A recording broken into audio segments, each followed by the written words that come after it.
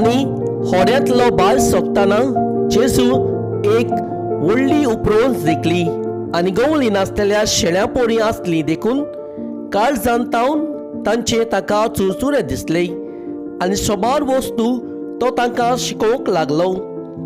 चड उशीर जालो म्हूण पळोवन ताज्या शिसा लागीं येवन म्हणलें, ही सुवात एकसुरी आनी जमोर उशीर जालो.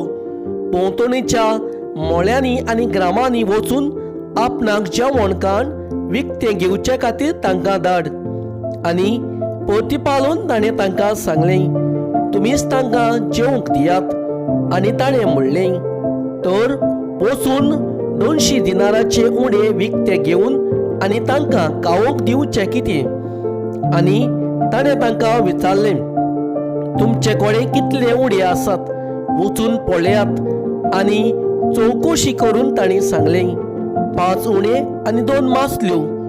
सगल्यांक चोम्या चोम्यांनी हिवऱ्या तोंडाचेर जेवणाक बसूंक लायात म्हूण ताणें तांकां फर्मायलें. म्हणटोच ते 100 आनी 50 जोम्यांनी कुशीन कुशीन बसलीं.